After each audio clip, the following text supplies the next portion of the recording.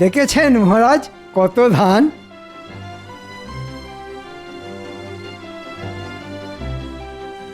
আহা, দেখলেও যেন চোখ জুড়িয়ে যায়। ঠিক বলেছেন মহারাজ, এবারের মতো ফসল মনে হয় আগে কখনো হয়নি। সবই মা ভবানীর কৃপা।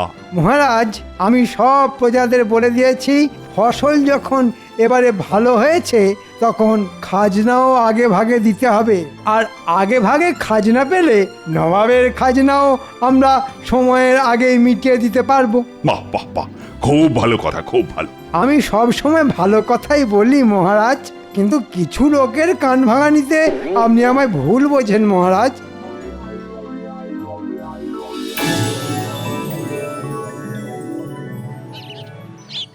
আচ্ছা গোপাল, বলো তো এটা কি ফুলের গাছ? এ ফুল গাছের কোনো নাম নেই মহারাজ, কেননা এ গাছ পথের ধারে বেড়ে ওঠা বুনো ফুলের গাছ। এ হতেই পারে না, গাছ আছে অথচ গাছের নাম নেই। আসলে তুমি জানো না তাই বলছো। আজ তাহলে একটা কথা বলি, গোপাল অনেক কিছুই জানে না মহারাজ, কিন্তু এমন একটা ভাব করে যেন কতই না জানে। যতদূর মনে হচ্ছে এটা হচ্ছে গোকুল ফুলের গাছ। গোকুল ফুল? মহারাজ, গোকুল নামে পিঠে হয় শুনেছি, কিন্তু গোকুল ফুল না না, এটা আমার জানার মধ্যে পড়ে না মহারাজ। জানবে কি করে? তুমি তো আসলে ঘেঁচু জানো। আমি ঘেঁচু জানলে আপনিও মানকচু জানেন। কি এত বড় কথা, আমি মানকচু জানি? দেখেছেন মহারাজ, গোপালের আস্পর্ধাটা একবার দেখেছেন? আপনাকে মান কচু বলে অপমান করলো। এই গোপাল, তুমি তুমি আমার সামনে থেকে দূর হয়ে যাও তো। তোমার মুখ আর দেখতে চাই না আমি। তার মানে চাকরি থেকে তাড়িয়ে দিচ্ছেন? সে তুমি যা মনে করো তাই চাও। একটু ভোরকে দিয়ে যাচাই করে দেখি। ঠিক আছে, চলে যাচ্ছি। জানেন তো, বর্ধমান রাজা কিন্তু আমাকে নেবার জন্য হাত ধুয়ে বসে আছে। তাহলে যাই, বর্ধমানেই চলে যাই। হ্যাঁ হ্যাঁ, যাও যাও। কি ভাবছো তোমাকে ছাড়া কৃষ্ণনগর অন্ধকার? গোপাল সত্যি সত্যি বর্তমানে চলে গেলে তো খুব মুশকিল। মন্ত্রী, আমায় কথা বলতে দাও। শোনো গোপাল, চাকরি থেকে তাড়িয়ে দেবার কথা আসছে না, তবে মুখ দেখবো না যখন বলেছি, তখন কাল থেকে আগামী 3 মাস তোমার মুখ আমি দেখবো না। এই 3 মাস তুমি ঘরে বসেই মাইনে পাবে। বাবা, ঘরে বসেই মাইনে? তবে হ্যাঁ, ভালো ফসল হওয়ার জন্য আমি যে সকলকে মাইনে বাড়িয়ে দেবার কথা বলেছিলাম, তুমি কিন্তু সেটা পাবে না। শুনলে তো গোপাল, এবছর তোমার মাইনে আর বাড়বে না। এই হলো বাচালতার শাস্তি, বুঝলে? বাংলায় একটা কথা আছে জানেন তো, মানুষে দিলে কুলোয় না, আর ওপরওয়ালা দিলে ফুরোয় না। মহারাজ যতই দিন না কেন, তাতে আমাদের কারোরই ভালোভাবে চলে না। হ্যাঁ, কিন্তু ওপরওয়ালা দিলে সারা জীবন ফুরোবে না। আমি তাহলে চলি মহারাজ। হ্যাঁ হ্যাঁ, যাও, তুমি এখন আসতে পারো।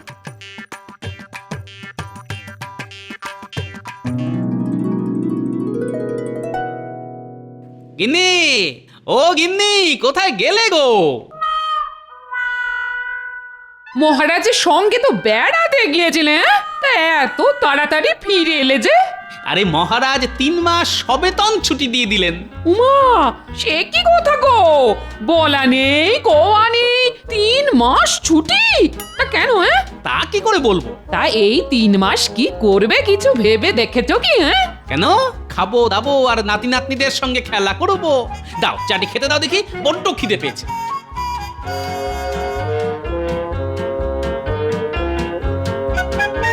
মহারাজ শুধু মধু ছুটি দিয়ে দিলেন, নিশ্চয়ই এর মধ্যে কোনো রহস্য আছে।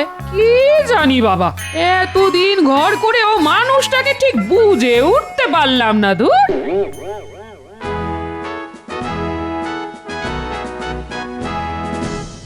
বলো কি উজির, কৃষ্ণচন্দ্র এবার আগে ভাগেই সব খাজনা মিটিয়ে দিয়েছে? তাহলে আর বলছি কি জাহাপানা, শুনলাম এবছর কৃষ্ণনগরে আশাতিরিক্ত ফসল ফলেছে, আর তাতেই কৃষ্ণচন্দ্রের এত লাফালাফি। সে তুমি যাই বলো না কেন, আমার অধীনস্থ সব রাজাদের মধ্যে ওই তো সর্বপ্রথম খাজনা পাঠালো। হ্যাঁ, তা পাঠালো, কিন্তু সেটা তো নিয়ম মাফিক। কিন্তু ভেবে দেখুন জাহাপানা, কৃষ্ণচন্দ্র কিন্তু একবারের জন্যও আপনাকে জানালো না যে তার রাজ্যের অতিরিক্ত ফসল ফলার কথা। বলুন বলুন, এটা কি অন্যায় নয় বলুন? হ্যাঁ হ্যাঁ হ্যাঁ হ্যাঁ, এটা খুব অন্যায়। আচ্ছা উজির, এই অন্যায়ের জন্য ওকে কি শাস্তি দেওয়া যায় বলো তো? আইন মাফিক তেমন তো কোনো শাস্তি দেওয়া যায় না হুজুর। তাহলে? তবে ওকে মোক্ষম রকম প্যাঁচে ফেলে, মানে ঘুরিয়ে উত্তম রকমের শাস্তি দেওয়া যায়। তাহলে আর দেরি করছো কেন? মাথা খেলিয়ে এক্ষুনি একটা মোক্ষম রকমের প্যাঁচ বের করে ফেলো। আমাকে তাহলে একটা দিন সময় দিন জাহাপানা, কালকেই এমন একটা প্যাঁচের কথা বলবো না, হাজার চেষ্টা করেও কৃষ্ণচন্দ্র সেই প্যাঁচ কেটে বেরোতে পারবে না। কৃষ্ণচন্দ্রকে নিয়ে আমার সমস্যা নেই, কিন্তু ভয় তো গোপালকে নিয়ে। ও যদি প্যাঁচ কেটে দেয়? এবার আর সেটি হবে না, দেখবেন গোপালও কেমন দাঁত ছড়কুটে পড়বে। বাবা বাবা বাবা বাবা বাবা, বহুত খুব বহুত খুব বহুত খুব। তাহলে যত তাড়াতাড়ি পারো প্যাঁচ মারো, প্যাঁচ, বুঝলে?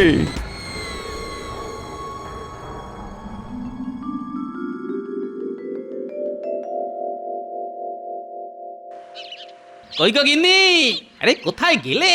একবার এসে দেখে যাও কেমন বাজার করে এনেছি।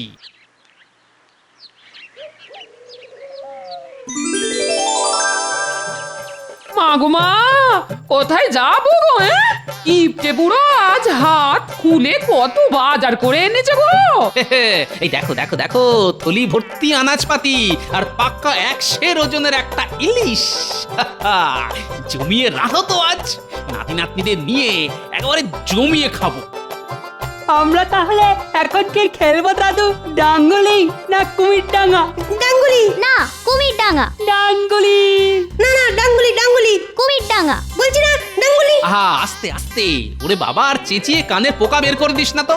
দুটো খেলাই হবে, প্রথমে কুমির ডাঙ্গা, পরে ডাঙ্গুলি। বাহ বাহ, দারুণ দারুণ, কি মজা। কে বয়া কে বয়া কে বয়া। কাল বললো একটা দিন সময় দিন, তার মানে আজই তো সেই দিন। কিন্তু এত বেলা হয়ে গেল, উজিরের তো পাত্তা নেই। এসে গেছি জাহাপানা, এসে গেছি। সে তো দেখতেই পাচ্ছি। তা ওই প্যাঁচের কি হলো, প্যাঁচ? জাহাপানা বলছি আসলে কি হয়েছিল জানেন? আমার এই মাথার মধ্যে যে বুদ্ধির কৌটোটা আছে না, তার ঢাকনাটা কিছুতেই খুলতে চাইছিল না। মাথার মধ্যে বুদ্ধির কৌটো, তার আবার ঢাকনা? তার ঢাকনাটা খুলছে না, এখনো আটকে আছে? না জাহাপানা, অনেক কসরত আর বিস্তর টানাটানি করে শেষমেশ ঢাকনাটা খুলেছে। খুলেছে? বহুত খুব বহুত খুব বহুত খুব। বলো বলো বলো বলো বলো, ঢাকনা খোলার পর তার থেকে কি বুদ্ধি বেরিয়ে এলো? ঢাকনা খুলতেই তার থেকে হু হু করে বেরিয়ে এলো শুধু প্যাঁচ আর প্যাঁচ, প্যাঁচ আর প্যাঁচ, আর সেই প্যাঁচের পর প্যাঁচ গেঁথে এমন একটা প্যাঁচের মালা গেঁথে এনেছি না, যা ওই কৃষ্ণচন্দ্রের গলায় ফাঁসের মতো জড়িয়ে ধরবে। শুধু কথার জাল বুনো না উজির, প্যাঁচের কথা বলো। হ্যাঁ, এইটা বলছি।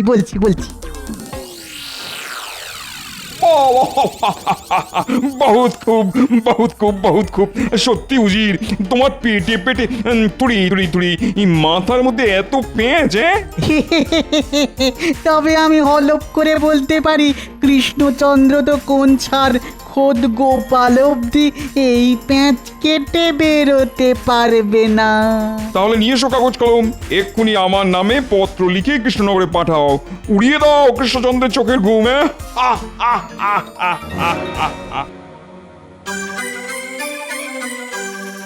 মহারাজ, আজ একটা সুখবর ঘোষণা করবেন বলেছিলেন। আরে করব এত তাড়া কিসে? আসলে মনের ভেতরটা বড্ড আনচান করছে যে।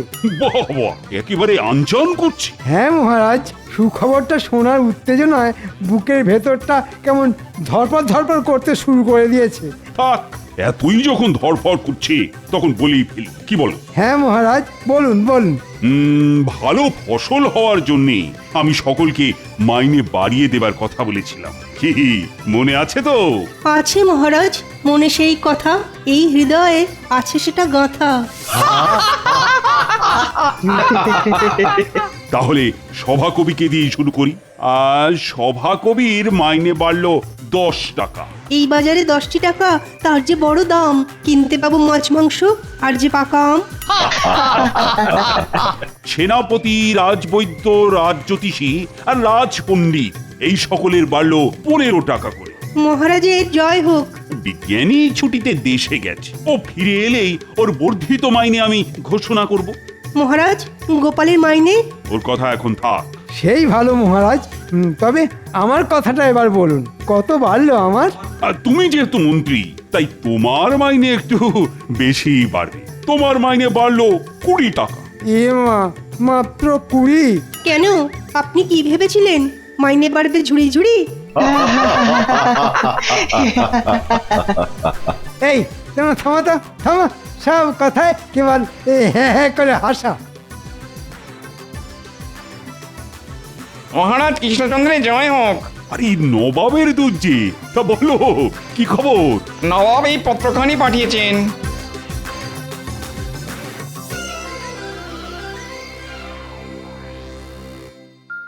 হঠাৎ করে চিঠি? কিসের চিঠি রে বাবা?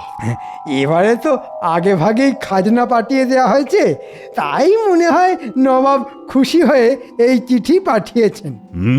হতে পারে। পড়ো তো দেখি, পড়ো।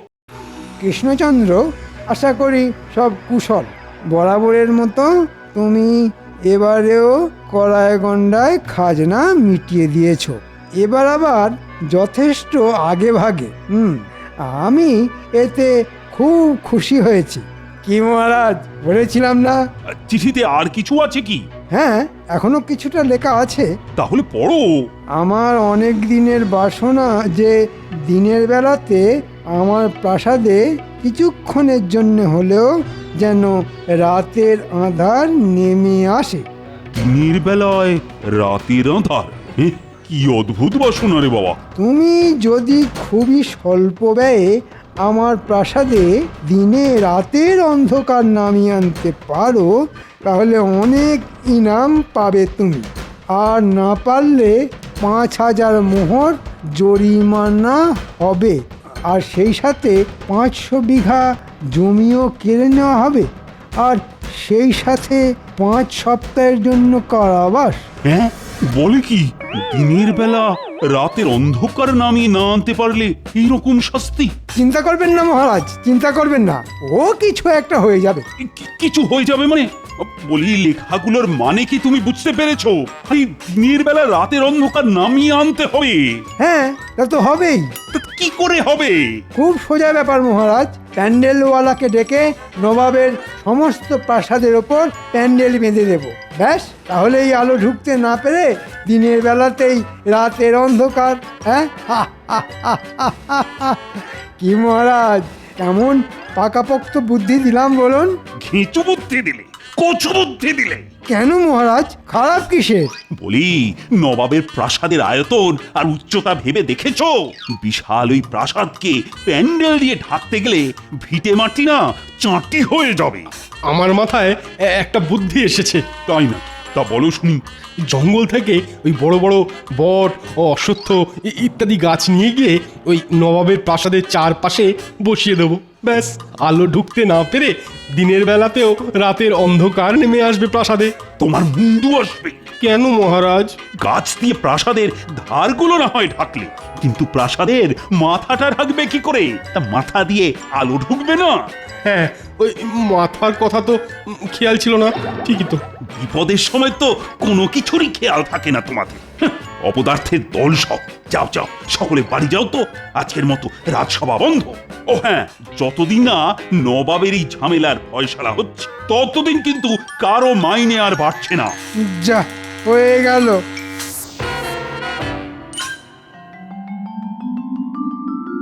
নে পুটি, দেখে দেখে শিখে নে। ঝোলের আলু হবে লম্বা, আর ডালনার আলু হবে ডুমো ডুমো।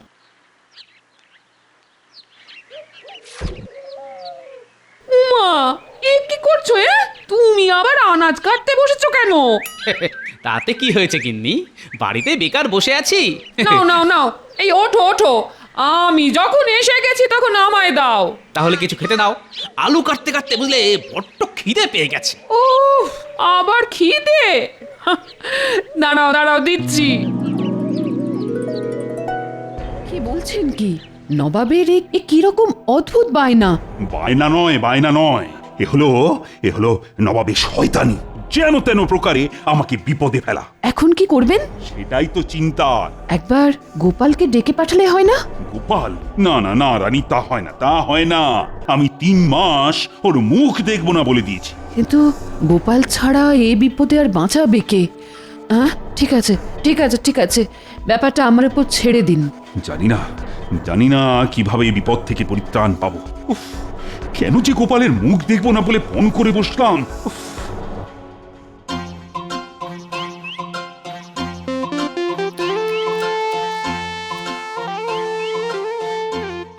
আরে রকি, খবর কি?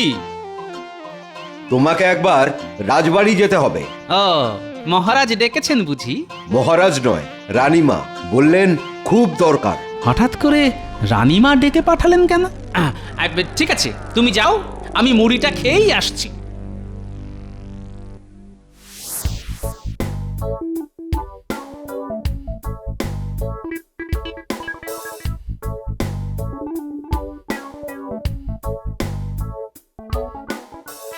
अंदर आ सकते हो? কে? हम माजी। সে না হয় বুঝলাম, কিন্তু না বলে হুট করে আমার ঘরে কেন? अब तो हमको आने बोला, তাই हम চলে এলাম। হিন্দি বলার মধ্যে যথেষ্ট গন্ডগোল আছে। আচ্ছা পরিষ্কার করে বলো তো তুমি কে, না হলে আমি কিন্তু রক্ষী ডাকবো। আরে গোপাল, আগে কিন্তু এভাবে বোরখায় মুখ ঢেকে কেন? কি করব বলুন, মহারাজ আমার মুখ দেখবেন না বলে দিয়েছেন, তাই তো বোরখায় মুখ ঢেকে এসেছি। মুখোমুখি হলে যদি আবার তাড়িয়ে দেন। কিচ্ছু দেবেন না। শোনো গোপাল, বড় বিপদে পড়ে তোমায় ডেকেছি গোপাল। দিনের বেলা রাতের অন্ধকার, বাবা এবার তো বড় চিন্তার কথা। চিন্তা বলে চিন্তায় তোমাদের মহারাজের খাওয়া ঘুম সব বন্ধ হয়ে গেছে। আচ্ছা গোপাল, তুমিই বলো, এবারে আশাতিরিক্ত ফসল ফলেছে বলে কত সুখে আছে এ রাজ্যের মানুষ, কত আনন্দে ছিলেন তোমাদের মহারাজ। তা থেকে যে কি রাহুগ্রাস লাগলো। কি বললেন? রাহুগ্রাস? ঠিক আছে, আমি দেখছি।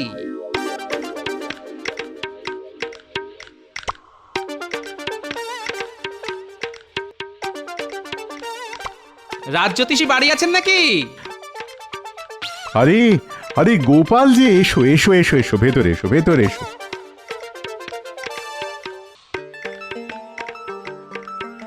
একটা বিশেষ প্রয়োজনে আপনার কাছে এসেছি। বলো। আচ্ছা, কাছাকাছি কবে সূর্যগ্রহণ লাগছে সেটা বলতে পারেন? দাঁড়াও একটু বসো, আমি একটু পঞ্জিকাটা নিয়ে আসি। হ্যাঁ,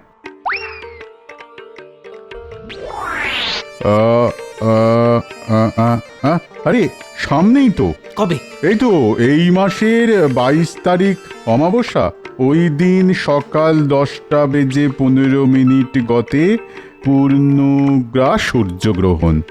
ঠিক আছে, আমি চললাম। কি ব্যাপার, ঝড়ের মতো এলো আবার তুফানের মতো চলে গেল, আশ্চর্য।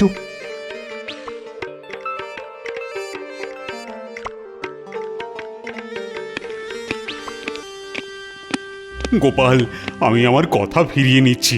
তোমার কাছে আমি ক্ষমা প্রার্থী। আমাকে বিপদের হাত থেকে রক্ষা করো গোপাল। রানীমা পেয়ে গেছি। পেয়ে গেছো? হ্যাঁ, শুনছেন মহারাজ, গোপাল উপায় পেয়ে গেছে। কি উপায় পেয়েছো শুনি গোপাল? এখন কিছু বলবো না, ভেলকি যা দেখাবো তা একেবারে নবাবের প্রাসাদে গিয়ে। আপনি শুধু নবাবকে জানিয়ে দিন এই মাসের 22 তারিখ আমরা মুর্শিদাবাদ যাচ্ছি।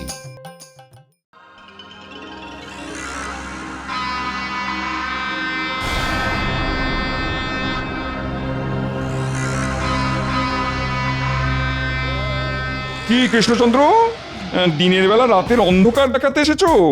তা সাজ সরঞ্জাম কোথায়? আছে হুজুর, সব ব্যবস্থা আছে, সময় এলেই দেখতে পাবেন। দেখতে পেলেই ভালো, আর তা না হলে কৃষ্ণচন্দ্র আর কৃষ্ণনগরে ফিরে যেতে পারবে না, সোজা গিয়ে ঢুকবে আমার কারাগারে। পুরো 5 সপ্তাহের জন্যে। জানি না গোপাল যে কি করবে।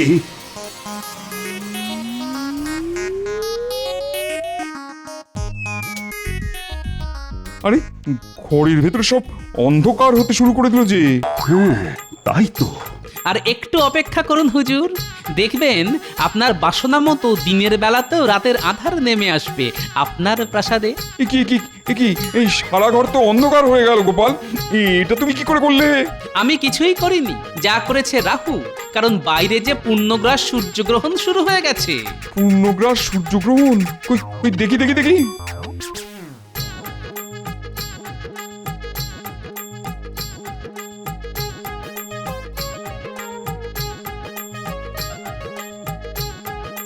উজির, আজ যে পূর্ণগ্রাস সূর্যগ্রহণ, তুমি এটা জানতে না? মানে সূর্যগ্রহণের ব্যাপারটা তো ঠিক মাথায় ছিল না। কি জাহাপনা, আপনার বাসনা পূর্ণ করে দিলাম তো। না, তুমি কি করে পূর্ণ করলে? সূর্যগ্রহণ তো একটা স্বাভাবিক ব্যাপার। মানছি আপনার কথা, কিন্তু আপনার অস্বাভাবিক বাসনাকে চরিতার্থ করতে প্রকৃতির স্বাভাবিক ব্যাপারটাই যথেষ্ট নয় কি? তার উপর স্বল্প ব্যয়ে শুধু না, একেবারে বিনামূল্যে। তোমাদের বোকা বানাতে চেয়েছিলাম, কিন্তু গোপাল তুমি তো দেখছি আমাকে পুরোপুরি বেকুব বানিয়ে দিলে। উজির, আজ্ঞা করুন জাহাপানা। দুটো কাজ করতে হবে তোমায়। প্রথমত কৃষ্ণচন্দ্রের জন্য ইনাম নিয়ে এসো, 5,000 মোহর আর 500 বিঘা জমির দলিল। আর দ্বিতীয় কাজ? এরপর দূর হয়ে যাবে আমার চোখের সামনে থেকে। বারবার তোমার বুদ্ধিতে চলে গোপালের কাছে আমি পদে পদে হেরেছি। কি দাঁড়িয়ে আছো কেন? যাও। কৃষ্ণচন্দ্র, গোপালকে আমায় দিয়ে দাও। ওর মতন বিচক্ষণ বুদ্ধিমান যদি আমি পেতাম। সেটা কি করে সম্ভব জামাপনা? গোপাল যে আমার প্রাণ, প্রাণ চলে গেলে আমি বাঁচবো কি করে? ওর মাইনে বাড়বে না বলেছিলাম, এখন তো দেখছি মাইনেটা দ্বিগুণ করে দিতে হবে। যাক, কথাটা শুনো কান জুড়লো। শুধু মন্ত্রী মশাই যদি শুনতে পেত। বেড়ে বলেছো গোপাল, হ্যাঁ?